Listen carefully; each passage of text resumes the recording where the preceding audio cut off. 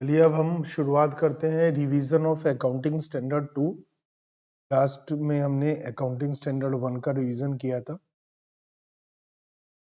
तो सारे के सारे अकाउंटिंग स्टैंडर्ड का रिवीजन कर रहे हैं, कोशिश कर रहे हैं कि एक अकाउंटिंग स्टैंडर्ड का रिवीजन 10-15-20 मिनट में, मैक्सिमम 10-15 मिनट में हो जाए, तो दैट आपको बहुत सारे अकाउंटिंग स्टैंडर्ड हैं उनके रिवीजन करते हुए आपको थोड़ा सा कॉन्फिडेंस आ जाए। तो AS2 है वैल्यूएशन ऑफ इन्वेंट्रीज पर। वैल्यूएशन ऑफ इन्वेंट्रीज में हम लोग ईयर एंड पर जब वैल्यूएशन करते हैं तो उसमें क्या क्या लेते हैं, क्या नहीं लेते हैं, तो वो सारी बात हमें देखनी है। इन्वेंट्री का मतलब अकाउंटिंग स्टैंडर्ड 2 के हिसाब से फिनिश गुड्स, जब फिनिश गुड्स होता है stock in trade, work in progress, raw material, ये सब कुछ हो जाता है। ये सब हमारा इन्वेंट्रीज में आ जाता है।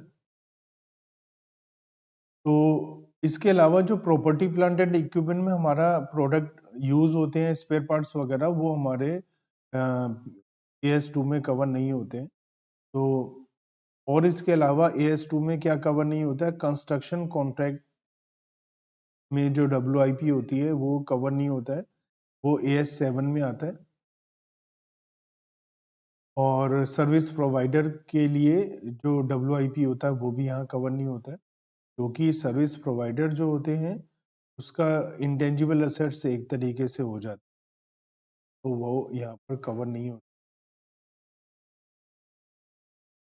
ऐसे ही शेयर डिवेंचर या अदर इंस्ट्रूमेंट्स अगर स्टॉक इन ट्रेड की तरह रखे हुए हैं तो वो भी यहाँ कवर नहीं होते हैं। ठीक है, तो वो भी यहाँ कवर नहीं होंगे। Live stock producers, inventory of live stock, agriculture, forest product, mineral oils वगैरह भी यहाँ कवर नहीं होते। इन्वेंट्रीज ऑफ जो The types of inventories are related in to the nature of business. Inventory जैसे ट्रेडिंग बिजनेस में होती है, स्टॉक इन ट्रेड और ये सब कवर हो जाता है। Raw material, stock in trade, WIP, ये सब हम बात कर चुके हैं, ये सब कवर होता है। अब हमारा मेनली बात ये है कि इन्वेंट्री की मेजरमेंट कैसे करी जाए। तो मेजरमेंट होती है इन्वेंट्री की कॉस्ट और net realisable value, whichever is less. लेकिन इसका एक एक्सेप्शन है, वो क्या है देख लेते हैं। देखिए, अगर हमारी इन्वेंट्री है, अगर हमारी इन्वेंट्री है रॉ मटेरियल की, तो इसका एक एक्सेप्शन है, वो ध्यान से समझिए। रॉ मटेरियल को भी वैसे तो यही है कॉस्ट और net realisable value whichever is less, लेकिन हमारा काम रॉ मटेरियल को बेचना नहीं है, हमारा काम फिनिश गुड्स को बेचना। रॉ मटेरियल उसे बोलते हैं जिसे हम कंज्यूम करते हैं फिनिश गुड्स के लिए। सपोज हमारा नेट रियलाइजेबल वैल्यू केवल 10,000 है और इसकी कॉस्ट है 12,000। कायदे से 10,000 पे वैल्यू होना चाहिए, लेकिन इसे हम 12,000 पे वैल्यू करेंगे अगर अगर कंडीशन क्या है, कंडीशन ये है कि जिस फिनिश गुड्स में ये बन रहा है उस फिनिश गुड्स की मार्केट वैल्यू कॉस्ट से ज्यादा है। मान लिया ये रॉ मटेरियल जिसमें हमारा लग रहा है उस फिनिश गुड्स की कॉस्ट 15 लाख है और उसकी नेट रियलाइजेबल वैल्यू 25 लाख है। तो हम जिस फिनिश गुड्स में इस रॉ मटेरियल को लगा रहे हैं उस फिनिश गुड्स की नेट रियलाइजेबल वैल्यू ज्यादा है कॉस्ट के मुकाबले, तो हम प्रॉफिटेबल है। तो यहाँ पर लॉस में है ही नहीं हम इसका मतलब, क्योंकि रॉ मटेरियल तो हमने बेचना नहीं है। इसलिए रॉ मटेरियल के लिए हमें ध्यान देखना है कि कॉस्ट पे वैल्यू करेंगे अगर फिनिश गुड्स की वैल्यू इसके कॉस्ट से ज्यादा है, लेकिन अगर फिनिश गुड्स की भी वैल्यू कॉस्ट से ज्यादा नहीं है, उसकी भी कम है, तो फिर इसे भी कम पे वैल्यू रिप्लेस। तो फिनिश गुड्स और WIP को भी कॉस्ट और net realisable value whichever is less पर करेंगे। कॉस्ट में क्या क्या आता है वो अभी हम डिटेल में भी देखने वाले हैं। नेट रियलाइजेबल वैल्यू का मतलब होता है selling price minus selling expense. तो हमें क्या क्या बातें ध्यान में रखनी है कि 3 पॉइंट आ गए। सबसे पहले हमें कॉस्ट निकालनी पड़ेगी इन्वेंट्री की, फिर नेट रियलाइजेबल वैल्यू निकालनी पड़ेगी, फिर दोनों को कंपेयर करना। तो सबसे पहले हम बात करते हैं कॉस्ट की। इन्वेंट्री की कॉस्ट में क्या क्या आएगा? तो इन्वेंट्री की कॉस्ट में 3 चीजें आएंगी। एक तो परचेजिंग कॉस्ट, कितने में आपने माल खरीदा है, ठीक है। एक उसे कन्वर्ट करने की कॉस्ट, जैसे अगर रॉ मटेरियल है, रॉ मटेरियल की कॉस्ट आ गई, फिर कन्वर्जन की कॉस्ट आ गई, वेजेस आ गई, फैक्ट्री ओवरहेड्स आ गए, या अदर कॉस्ट आ गई जो हमारी इन्वेंट्री को प्रेजेंट लोकेशन और कंडीशन में लाने के लिए हमने खर्च करे। सपोज हमारा ये है फैक्ट्री और ये है हमारा वेयर हाउस गोडाउन, यहाँ से यहाँ पर माल को भेजने में हमारा खर्चा आता है। तो अब हमारा स्टॉक यहाँ पर रखा हुआ है, इन्वेंट्री यहाँ पर रखी हुई है। तो जहां पर इन्वेंट्री के लिए जो फैक्ट्री से इन्वेंट्री जहां रखी है वहां तक के लिए जो खर्चा हुआ है, ये वाला खर्चे की बात हो। अदर कॉस्ट है जो उसे प्रेजेंट लोकेशन या कंडीशन में ला, कई बार कुछ उसकी कंडीशन ठीक करने में भी हमें खर्चा करना।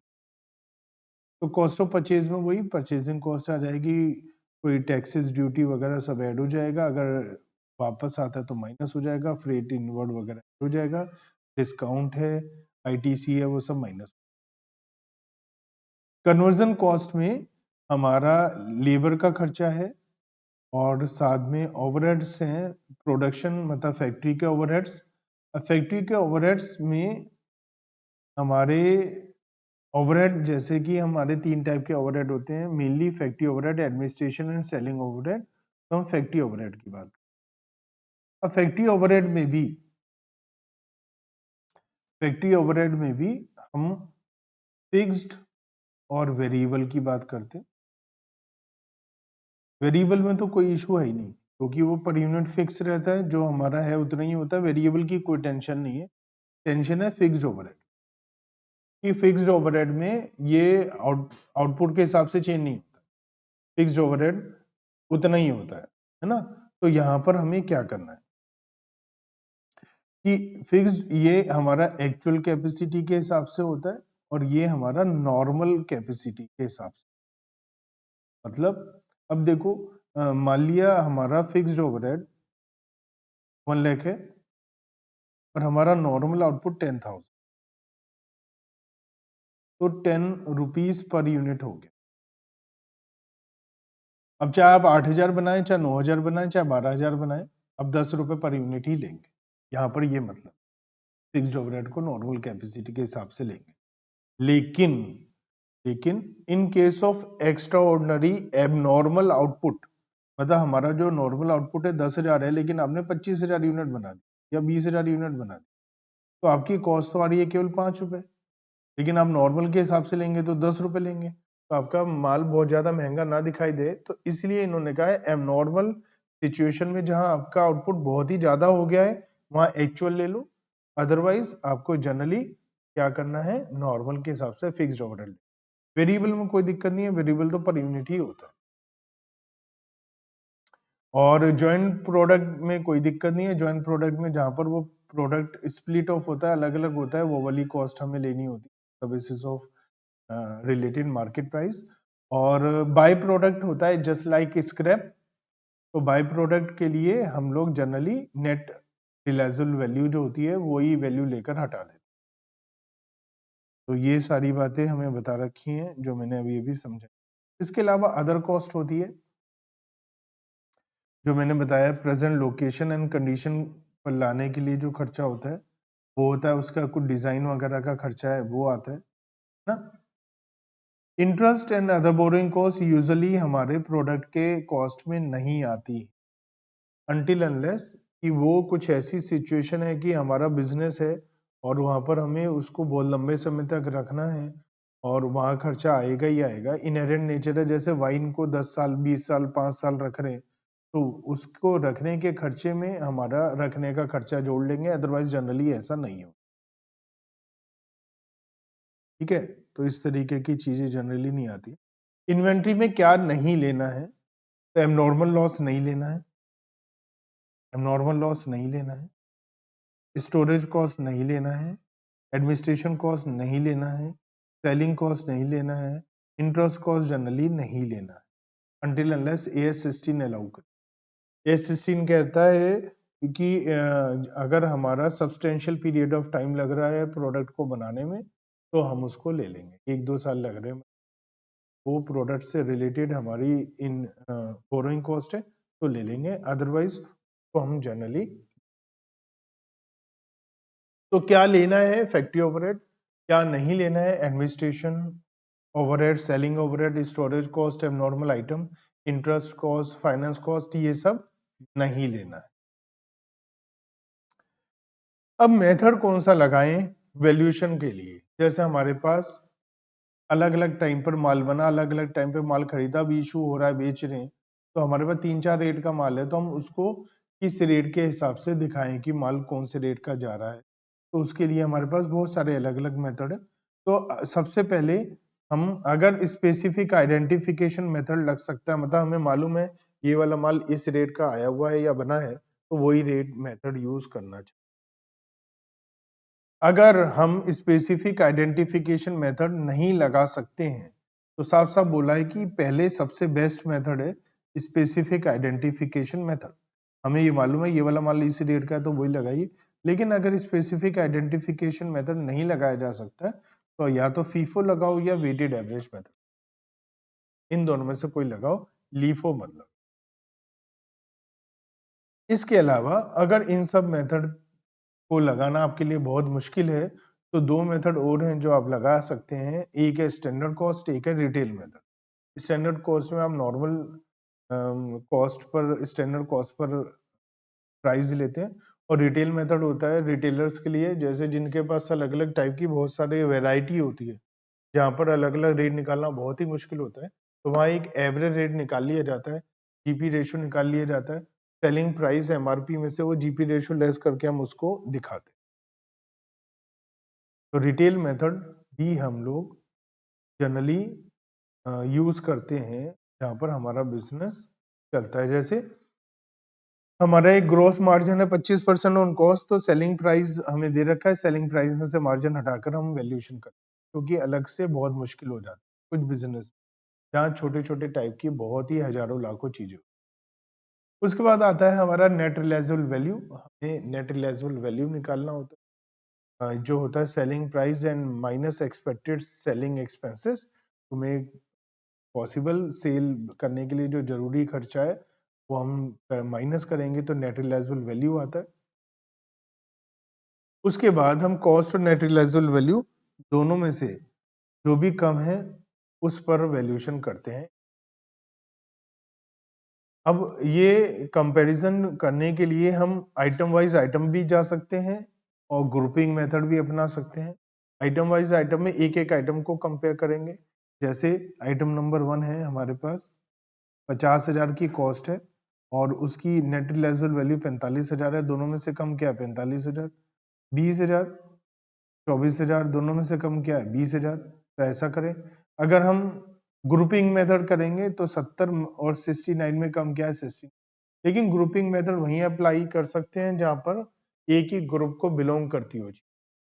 जैसे इलिस्ट्रेशन 11 में आप देखिए कि हमारे पास 4 आइटम है और लेकिन इसमें एक ग्रुप ए है एक ग्रुप बी है, तो बी ग्रुप की आइटम को 1 साल दे सकते हैं, एक ग्रुप की आइटम को 1 साल दे सकते हैं।